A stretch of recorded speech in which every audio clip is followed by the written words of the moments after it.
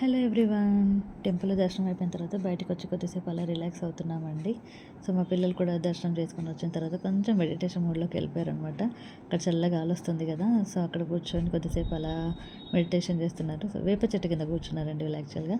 మా పొట్టుడు ఇచ్చే ఎక్స్ప్రెషన్లు వింతగా ఉంటాయండి, ఇలా ఇస్తాడు. అండ్ అక్కడ నుండి బయటకు వచ్చిన తర్వాత అక్కడ ఒక ప్లేస్లో చల్లగా గాలి ఉంది కదా, చెప్పాను కదా చల్లగా ఉంటుందని, అక్కడ కూడా కొద్దిసేపు కూర్చున్నామండి. అక్కడ నుండి బయటకు వచ్చిన తర్వాత ఒక సైడ్ విగ్రహాలు చూసాం కదా, ఇది నెక్స్ట్ ఇంకో సైడ్ విగ్రహాలు అనమాట. ఇలా లైన్గా ఉంటాయి. సో చాళుక్యుల రాజుల టైంలో పరిపాలించినవి, వాళ్ళ స్టోరీలు అన్నీ ఒక్కొక్క పిల్లర్ పైన అలా రాసి పెట్టున్నారు. శిలా విగ్రహాలు అంటారనమాట. ఆ శిలా విగ్రహాల మీద రాసి పెట్టారు ఏ రాజు ఏ టైంలో ఎలా పరిపాలించాడు ఏంటా అని చెప్పేసి అని అలా ఉండే అనమాట.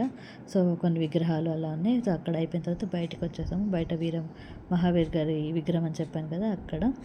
సో ఇదంతా అదే అనమాట. అక్కడ ఆంజనేయ స్వామి కొడుకు విగ్రహం పెట్టారండి అక్కడ ధ్వజస్తంభం దగ్గర. అక్కడ వినాయకుడు కుమారస్వామి కూడా ఉన్నారు. సో మొత్తం బయటకు వచ్చిన తర్వాత జట్కా పడింది పిల్లలకి. సో అది ఎక్కేసి కూర్చొని ఒక్క రౌండ్ అలా వెళ్ళేసి వచ్చామండి. మంచిగా అనిపించింది. పిల్లలు కూడా బాగా టైం స్పెండ్ చేశారు కాబట్టి వాళ్ళంతా బాగా ఎంజాయ్ చేశారు. సో ఫైనల్లీ అంతా కంప్లీట్ చేసేసుకొని మంచి ఒక పొలం దగ్గరికి వెళ్ళి లంచ్ చేసేసి కొద్దిసేపు కూర్చొని ఆ చల్లగాలికి రిలాక్స్ అయ్యి మళ్ళీ బోనేర్కి రిటర్న్ వచ్చేసి మా అక్క వాళ్ళ పిల్లల్ని ఇంటి దగ్గర దింపేసి మేము ఇంటికి వచ్చేసామండి. So please do like subscribe my channel. By by. Full video ఉంది అండి, చూడండి వీలైతే. థ్యాంక్